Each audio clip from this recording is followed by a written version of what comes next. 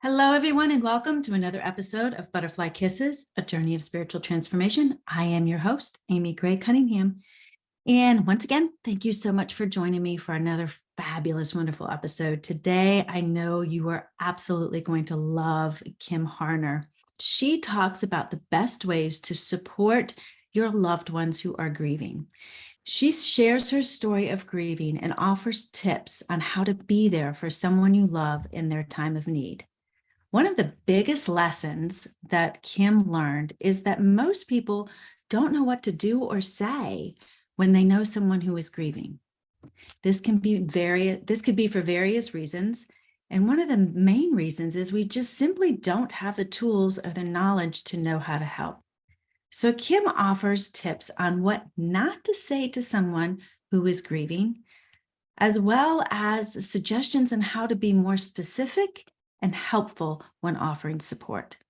She also stresses the importance of continuing to support your loved ones in their second year of grieving, when many people have already moved on.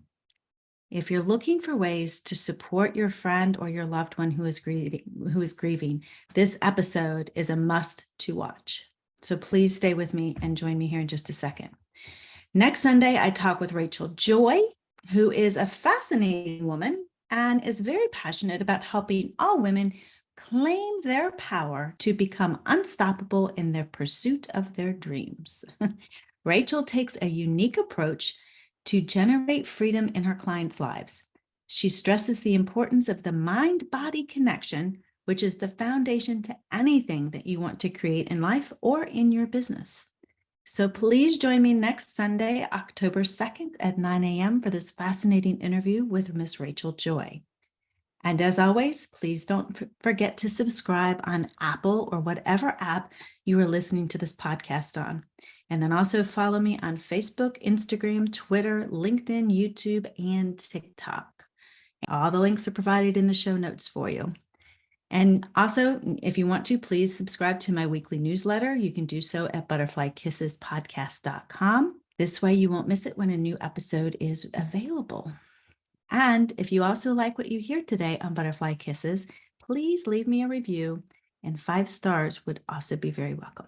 So thank you. And remember to please share this episode with your friends and family, because when we can inspire others to shine their light, the bigger impact we can make on the world. Thank you all for joining me today, and please help me welcome Miss Kim Harner. Kim, welcome, and thank you for joining us. And I can't wait to hear your story. This is going to be so awesome. Well, thank you for inviting me here. I'm so excited to be able to talk to you, and especially because I know that you are early in your loss journey. And I hope that, what I say here can help other people really understand how to support someone who's grieving. Yes, it is. This past year has been very interesting.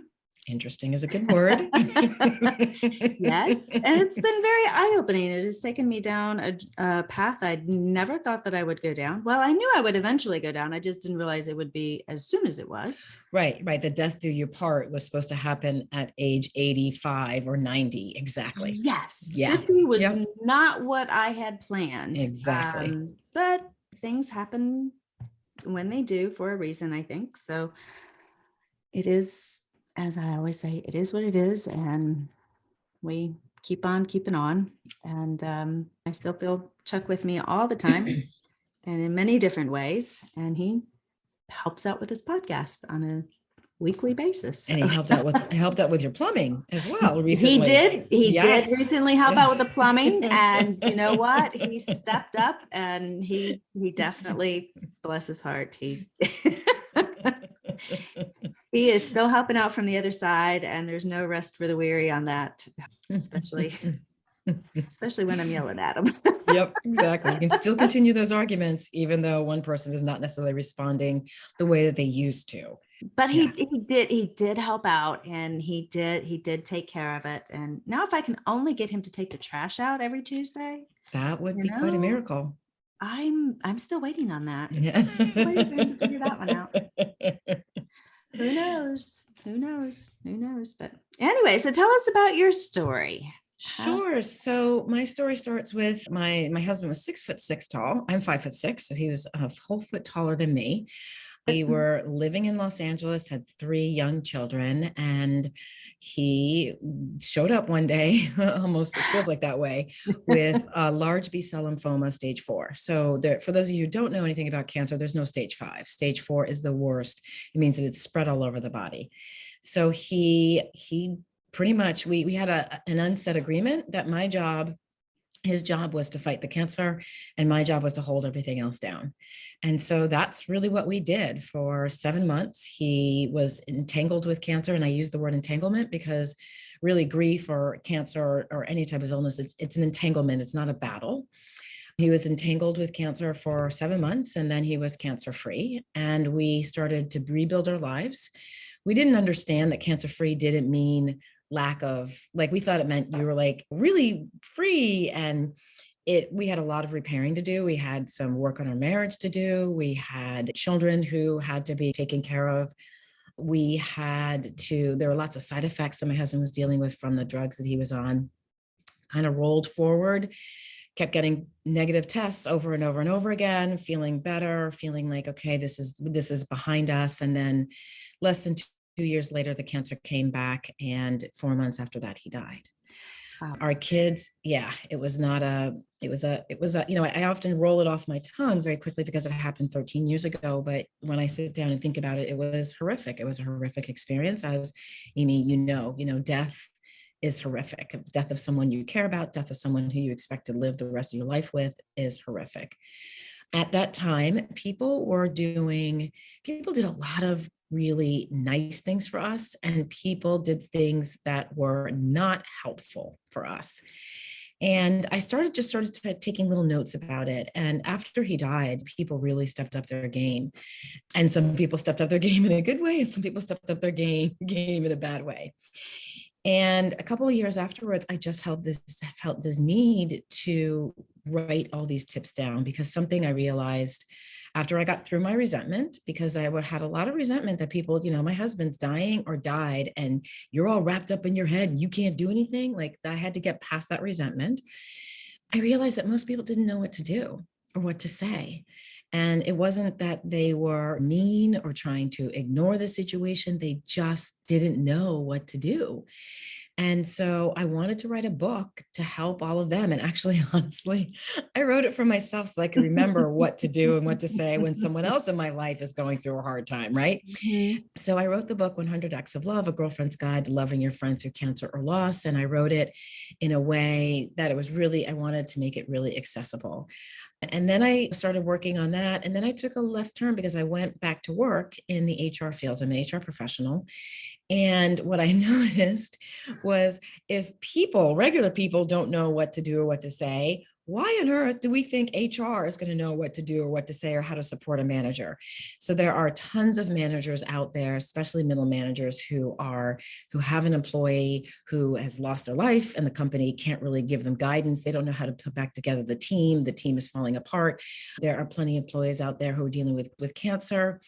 No one knows what to do or what to say. And as a result, most of the time, it really ends up hurting the team. It ends up hurting employee engagement. It ends up hurting just that kind of support and compassion that business places need to kind of share and pour out when employees are suffering.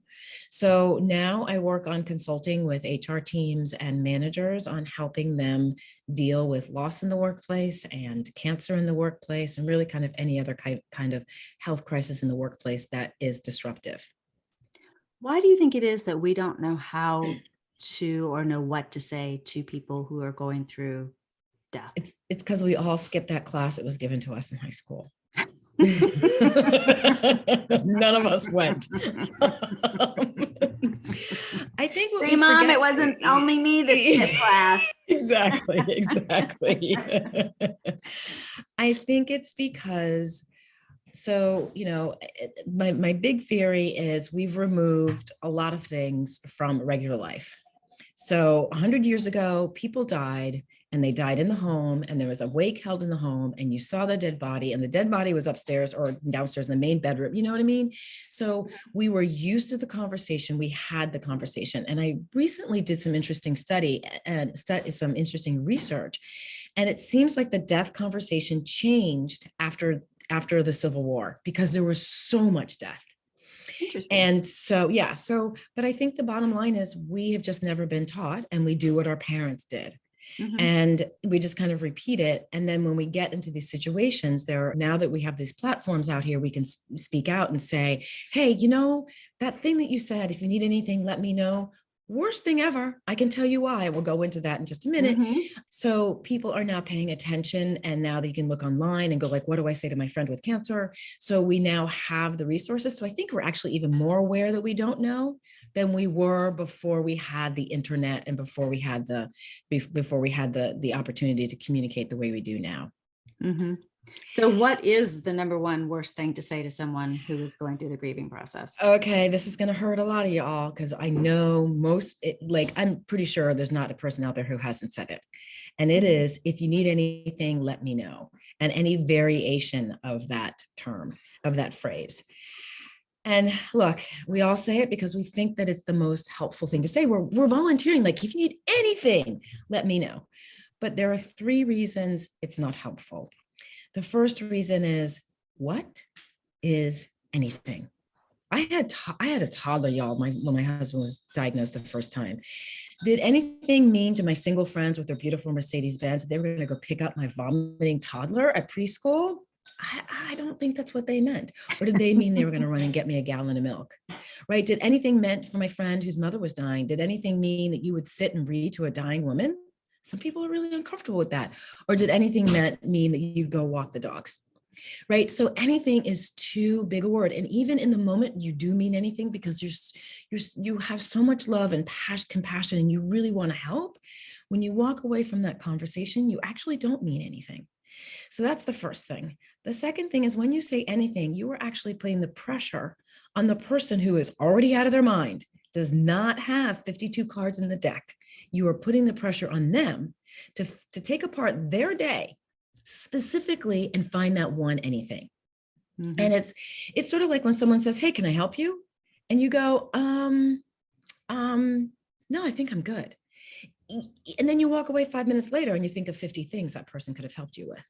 So it's just too big. You're asking someone who's under this immense pressure to pull apart their day and to find the one thing that you might be willing to help with. And then the third reason it's not helpful is because, let's just say that you do. Let's just say that the person figures out the one thing that they need. Now you're asking this person who is in an extremely vulnerable state, like their life has been turned upside down, they are feeling out of their minds. You're asking them to approach you to do something that you may not want to do and risk one of 2 things. 1, you saying no, or 2, you going, okay, I'll do it. But you're only doing it because you said you'd do anything, right? And so there's just, most people will not respond to that. So if you've said that to your friend and you're like, why hasn't he called me? Or why hasn't she asked me to do something?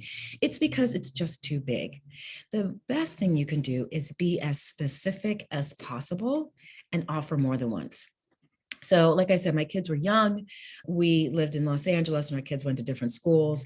And so one of the fathers of a son who went to preschool with my youngest said, you know what I'm going to do? I'm going to organize carpool for you so that your kids are going to be picked up every single day. And he did this he did this for my son, but he also did it for my 2 older children. So he was the carpool organizer, and that's what he did. And he did a great job at it. Right. And so it was very specific. It was exactly what I didn't even think. I was thinking to myself, oh no, I'll drive my kids to school every day. And there was just no way I could do that while carting my husband, 45 minutes north of us to get his cancer treatment and dealing with all the stuff that comes with cancer treatments. I couldn't do it. But had he not offered, I wouldn't have thought of it. So the more specific you are, the better off it is when you want to offer support. One of the things that probably would have helped me tremendously is somebody just showing up to take my trash out for me, because I seem to always forget to do that. And as the trash guy was going by, I'm like, damn, I forgot to take the trash out again. Exactly. I think that's really what I want to stress with people. Sometimes we think when we want to support someone who's grieving, like you and I, like you are, and I I'm not sure what verb to use in there. Some days I'm not, some days I am. Is it's simple things that really make the biggest difference. Mhm. One day my neighbor Nate walked up the street, knocked on the door, and said, "When was the last time the oil was changed in your car?" And I'm like, that was what we considered a man job, right? That was my Mhm. husband's job. I couldn't even tell him the light was yellow, red, or green. And he said, "I'll tell you what, I'll change the oil for you tomorrow. Just text me when the keys are in the mailbox and I'll come up and get the car." And I said, just his offer was a huge lift off my shoulders. I didn't realize it was sitting on my shoulders until he said it. Mhm. So he comes up, gets the car. I notice the car is gone for a little while. I come back the next day. I go outside to get the kids in the car. We're going someplace. And I walk outside and I stop and I look at the car because he's cleaned the outside of the car. And then I open up the car and the inside is spotless. He's cleaned the outside and the inside of the car. And with 3 kids, the inside of that car was not clean. Then I turn the car on, and not only has he had the oil changed because the light is back green, he's filled it with gas. And it was such a simple, I mean, it took him an hour, maybe an hour and a half. He decided to do this all on his own. It was such a simple and sweet gesture that I talk about it all the time. And sometimes I still cry when I think about it. Because what he did with that simple act was he took so much pressure off of me. And I think what people don't understand is when you're grieving or when you're going through a crisis, doing the normal things takes Herculean effort because your mind is someplace else. So Mhm. walking the dogs takes effort. Taking out the garbage takes effort. And as you go through the grieving process, it takes less and less effort. And sometimes you don't end up crying on the sidewalk because your husband used to do this and you're still really pissed that he's not here, right? So Mhm. that happens along the way. But there's these little things that really take effort. And it's not just in the first year. I really want your audience members to know that when someone's grieving, showing up in the second year is really helpful because there were nights I couldn't cook. And knowing that there was a meal in the refrigerator, there were nights that I couldn't take the garbage out. I totally forgot. And you're right. And my neighbor would knock on the door and go, "Hey, I saw your garbage is not, you might want to like get that out. Let me do it for you." Right. There are so many things that our minds are mush when we go through grief. Mhm. And that mush doesn't start really fully reorganizing itself until year 2. And so that's, you still need that help. So for anyone who's like, "Oh my gosh, I didn't help in the first 6 months," you're actually in a golden spot. Get in there and help now. Because with grief, the first 3 months, everyone's in your business. Everyone's there, everyone's helping, everyone's in it. And then from 3 to 6 months, some people die off. And then when you're 9 months, a lot of people die off. You get to the year, people think, okay, so we all have in our head a year is like the magic number. And I don't know if that comes from the Jewish tradition as years when you put the headstone on years. So Mhm. it could kind of perforate it into ours, and to ours general society psyche that a year is it, and then you're back to normal. And that's just so far from the truth. Yeah. So helping in small little ways is so important. We don't need meals for the next year. We do need pasta for tomorrow. Very true. Very true. So, what was the biggest lesson that you've learned going through all of this? I think the biggest lesson I've learned is how important I am to other people. And what I mean by that is the small thing that I can do for somebody else matters, right? I think we all play small. Sometimes we forget how important we are to the person we smile at every day, to the guy who's walking down the street with his dog who you stop and chat with every day, to the grocery clerk, to the people at work, to our neighbors. We forget that a smile or a kind gesture really matters. And that's the lesson that I learned because I wouldn't be doing what I'm doing right now. And my kids wouldn't be as okay as I think, and I hope they are, if people hadn't shown up, if people hadn't said, what I do for them matters, right? I honestly believe that part of the reason my husband was able to die, like, and I do mean like he went peacefully, was able to die, was because he kind of felt that we were in good hands. He felt like, you know what? She's much stronger than she thinks she is. The kids are going to be okay. And we have a community that's going to take care of them. And so I feel like he went knowing that we were going to be taken care of. What an amazing gift that is.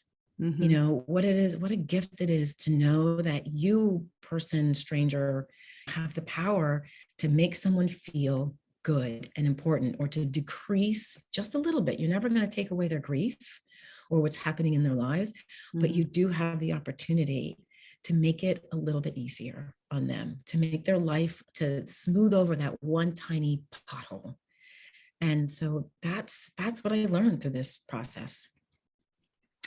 I think that is one of the things that helped Chuck go as peacefully as he did. It was very quick and sudden, but I think it helped him as well, because he knew that we would all be taken care of as well, because we do have such a good support system and family and all of that. So, and even his law firm that he worked for was right there helping and supporting, and they were very supportive after he had passed. So I couldn't have asked for anything better. But what about your kids? How are they doing, and what do you think was the biggest lesson they learned through all of this? So my kids were 12, 9, and 7 when he died. My oldest and youngest, I have 2 boys and a girl in the middle. My son had just turned 12 and my other son had just turned 7 the month before he died. And I think what they learned was, one, how incredible a community is, right? Because they also had their groups of friends came around them, and they supported them through their journey, as well as the teachers. It was really sort of amazing to watch the schools step up and really understand. And unfortunately, we had 2 deaths in one of the elementary schools where my 2 children were. So the school had practice on what to do, but they really stepped up, and the kids stepped up. So I think that they learned the importance of a community. And they have, I often tell them this, that dented hearts find other like dented hearts, right? So, how cool. Yeah, so they find, they have friends whose parents have died. 1 in 20 kids under the age of 18 lose a parent or a guardian. So they're not, it's not as rare as you think, but it still feels really rare when it happens in your community. And one of the things I see in them, which just always blows me away, is they have this softness. Now, my boys are 6 feet tall, strong, strapping young men, and they have this softness in them that blows me away. During the senior year of my oldest, one of the students he was on the football team with committed suicide. And the team didn't know what to do. They're like, what do we do? What do we do? And my son was like, here's what we're going to do. And he walked them through the process of here's how we're going to show up. I've heard my daughter on the phone with her friend, whose parent died way after her dad died, and just listening and hearing and talking and honoring that conversation, instead of going, well, at least this, and trying to fix it, right? She just listened. And my youngest, even at the age of 9, they put up a memorial. The teacher kind of responded to my youngest son's need to memorialize something. And so he went around the room making sure that everyone had an opportunity to put something up on the board. And people were like, I'm sad that my goldfish died. I'm sad that my grandfather died. So, but he didn't say, oh, well, goldfish isn't the same as my father. He did say, okay, make sure you put that up there. Right? Because he understood the power of it at the age of 8. He didn't have words for that, but he understood the power of being recognized, of having a loss honored and being recognized. So I think that my kids are softer, or just because of that experience, they are kinder and more sympathetic than the average. I don't know if there is an average 20-year-old. But I just feel like they have just this sweetness in their hearts that they just give people, that they know that what they're seeing is not necessarily what is real. It's interesting to me, especially going through this past year with my husband passing. And I've had family members who have passed growing up, my dad, my grandmother, that sort of thing. But my husband has been the most traumatic in my life, Yes. losing him. But how can we, as a society, as a group, in your opinion, make, and I don't know if I'm going to ask this question correctly, so I'm just going to ask it, make death or dying more of a normal process of living? Does that make sense? Yeah, that's a great question. I think you worded it perfectly. I think it comes to us recognizing our feelings. I think that we're really bad at it. We don't like to feel bad, and so we often run from it. I mean, that's why we say the phrase, if you need anything, let me know, or we say, at least it's not da da da, because we're trying so hard not to connect, right? We're so as a general, I think we're really afraid of sitting with you and saying, Amy, like, or someone in law office calling you and say, Amy, I really miss Chuck. I just want you to know, I was just thinking about him today. And I remember this time he did this at work and it was just so funny. And I just really miss him. And I just wanted you to share that story. We're so terrified of getting to that level. Mm-hmm. And until we can really get to the place where we can look, death is part of life, right? I mean, my husband died the day after taxes, he died on April 16th. And I know he's pissed because he died at 1:16 a.m. and he would have loved to have died on April 15th because he would have been death and taxes, two things you can't avoid. I mean, that's a sense of humor. I know he's still mad about that. He's like, damn it, Bonnie, why couldn't you shut down a little bit earlier? That's hysterical. I love that. Yeah, that's who he was. So I think we need to take the time it's okay. They're just feelings. That feeling of loss is scary and uncomfortable. But when you express it, and especially to someone who's gone through loss, when you sit and listen, that's where that connection comes in. We're so crazy for connection. We're like, we're going to get on Bumble and find that right person. We're going to do this. And I'm going to connect with my kids by just, by forcing myself in their lives, right? What we don't realize is the connection is not about an actual action. The connection is about the feeling, right? Mm-hmm. It's about going, Amy, a year is coming up. Mm-hmm. I'd love to take you to dinner on day 366 as a Mm-hmm. way of just honoring the fact that you got to day 366, Mm-hmm. right? It is crying sometimes. Now, I want to be very cautious with this. Please don't go crying on the widow's shoulder who's newly widowed and be like, oh my God, I can't believe your husband died. Like, don't be doing that. That's so not right. But it is okay to call with a memory and to say, I miss him too. Right? Mm-hmm. It's okay to feel that hurt and that loss, because that hurt and loss makes us better, more connected human beings. So I don't know if that's sort of a very nebulous answer. There's not there are steps you can take to feel more connected and allow those emotions to come. But man, we just gotta let those emotions come, because that elephant is not getting any smaller. Mm-hmm. Right? For those people who showed up for us, the elephant kind of shrunk. For those people who didn't show up for us, they feel like, oh my God, I did not show up for them 2 years ago. And, I tell a really quick story. I had someone come up to me 2 years after my husband died. And she said, I'm so sorry I didn't do anything. I'm so sorry I didn't help. I feel really awful. I just couldn't get my head around it. It was all about her. I couldn't get my head around it. I just felt so bad. I couldn't do it. And I said, well, that's okay, because he's going to be dead for a long time. And there's still some things that I need. So look, if you're not part of the death community or don't have that kind of sense of humor, you may find it very crass. But the reality is, death is here. It's not going anywhere. It happens all the time. Mm-hmm. And yes, am I, because my husband died, am I like, hey, death is no big deal? No, I'm terrified. I don't want to die. But I counter those feelings with dying and my fear of dying with my desire and want to connect with people, to feel like I'm a human being, to really enjoy my life. And part of that enjoyment comes in with understanding and sitting with the crappy stuff, with the hard stuff, with the pain, with feeling like the sadness is never going to end, because I know that that's not true. But I just got to kind of keep going and walking through it. So that's what I would say. If you want to have more honest conversations about grief, I also have a real issue with words like passed away, gone, because those are euphemisms for the real hard truth. My husband's dead. Mm-hmm. He's dead. Yes, he passed away, but honestly, underneath all that, he's dead.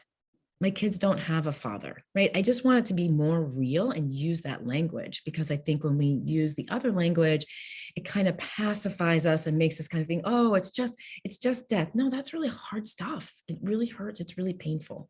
So that would be I'm rambling, but that would be my 2 cents about that. Yeah. I use passed away or crossed over, because I still feel Chuck here. And I kind of feel like he's like just crossed over into the next room or moved into the next room. And yes, he's dead, but his body's dead. And his soul, his spirit is still very much here. And I know that because his personality still lives on. Right. And because he got you the plumber this morning. He got me the plumber. What you all don't know is before Amy and I started recording, she told me this really funny story, how she needed a plumber and how she said she needs it. So Chuck was saying, hey, you need it this morning. And she picked up what was it? You picked up I'm not going to tell your story. You tell your story. Sorry. Well, my toilet broke and I couldn't fix it myself. And so I got really angry with Chuck, and I told him that it was his flippin' fault. I didn't quite use the word flippin'. I used another word, but I won't do that right now. And that he needed to flippin' fix it and get me a flippin', he needed to take care of it. So I picked up my phone to call my mother. And when I went to dial her number, when I opened up my phone, it was there for the plumber's number. Now, how that happened, I don't know. So I looked at him, I was like, yeah, and the effing plumber is going to show up right away. Yeah, right. Well, the plumber ended up showing up 20 minutes later. And so I heard in my head, was that flipping fast enough for you? I love that story. So yeah, he still has a sense of humor, and he still shows up. So absolutely. And he got it taken care of. And then I was telling Kim, if he could figure out how to get the trash out every Tuesday, I would be very happy. Exactly. Just keep your eyes peeled. I'm telling you, one day it's going to happen. It's going to be sitting out there, and I'm going to be like, wow, how'd he do that? I don't know. He'll figure it out. He's pretty inventful. So tell us, where can people find your book, 100 Acts of Love? So they can find that on Amazon or on my website, 100actsoflove.com. And it is the number 100. I'm on Instagram and I'm on LinkedIn. Those are my 2 favorite ones right now, but you can also find me on Facebook. And I just am starting a YouTube channel as well. So you can find me there, all under 100 Acts of Love. That is awesome. And I have read parts of it, and let me tell you, everyone, it is very spot on with how you can help people who are going through the grieving process, what you can say, the best way to say it, how you can help. And it's very funny. It is very lighthearted. It's very funny. It's very spot on. And it doesn't put you on the defensive of you should do this, you should do that type thing. Yes. I wanted to be really careful with that. Thank you. Thank you for saying that. It's, I designed it in a way that I would want to read it. Yeah. It has what to say, what not to say. And then it's in different chapters. But I designed it as a way that you could open up and be like, tip number 48, stalk her bathroom. Okay, got it, going. And you could just take the action. I also wanted people to use it as a creative springboard, so that maybe they read it and they're like, none of these work for me. Oh, but this isn't a great idea I just had that, with my person. So I wanted it to do that. I did want to also mention that if anyone wants to know what 5 things never to say, it's titled Never to Say to Anyone with Cancer, but it's the same thing with death. They can go to my website at 100actsoflove.com/what not to say. So no words, no spacing, but what not to say. And they can download their free download there, where they can learn the 5 phrases never to say, why they're so unhelpful, because I think that's really important to understand, Mhm. and then what to say instead. So, yeah. I will have a link to that as well in the show notes for people, and also on my blog if anyone is interested in that. So yes, definitely. Well, thank And you. yes, well, is there anything else that you would like to leave with our listeners about your book or about your journey, about your experience that I think it's just kind of repeating what I've said before, is please do not underestimate your power. You have the ability to help someone through a really difficult time in their lives. And honestly, they may never thank you. I mean, I remember 3 years after my husband died, I was calling people and thanking them because I didn't remember what they had done. And it took that long for me to clear my head out. But those little things that you do, that bringing that hot coffee every Tuesday morning, or taking out the garbage, or calling with a joke every Wednesday, those little things really matter. They really, really matter. So I just want you to please embrace that and show up, because that person does need you. Mhm. And it's amazing because we will all go through it at one time or another. And Yes, we will. it is definitely something that we need to talk about, and we Yeah. need to embrace, because part of living is dying. Yeah. Yeah. And once we can start embracing that, I think we can really start to truly live as well. Amen, sister. Yes. One other question I'm going to ask you is, if you have an opportunity to sit on a park bench, or any bench for that matter, anywhere around the world, with someone, whether that person be on this side of the veil or the other side of the veil, who would it be and what would you talk about? Oh, wow.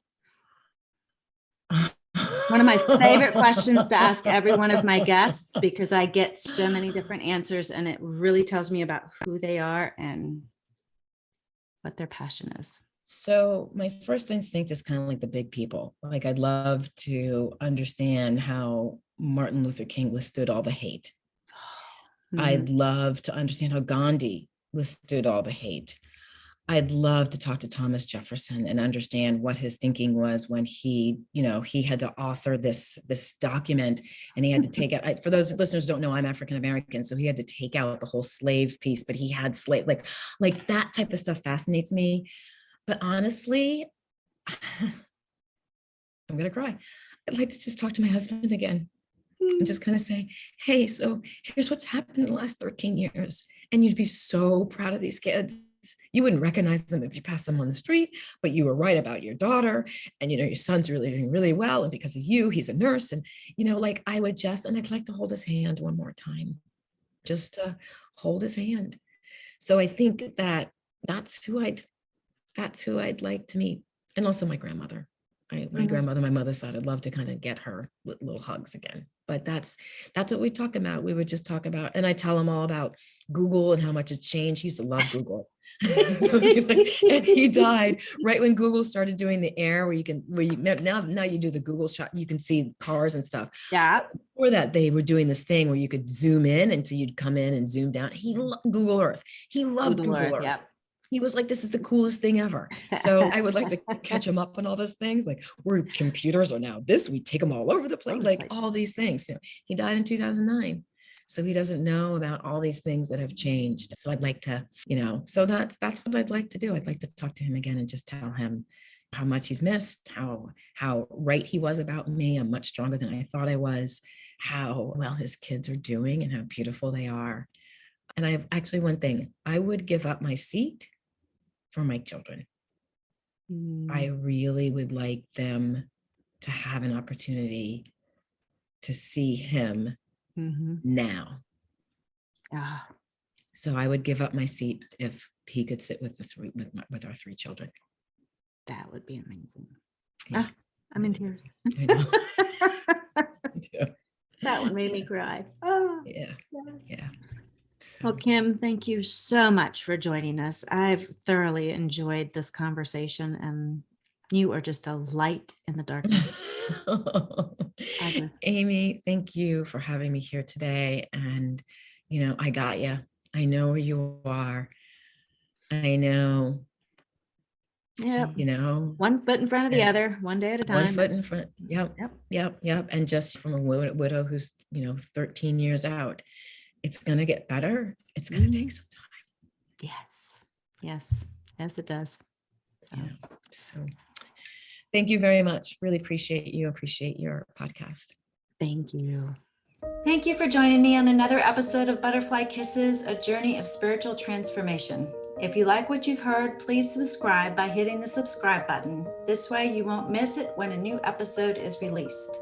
Also, if you're interested in learning more about Akashic Record readings, you can schedule a free 15-minute consultation with me by visiting my website at amygray-cunningham.com. Again, thank you, and remember, always spread your gorgeous wings, my friend, and fly. Until next time, see ya.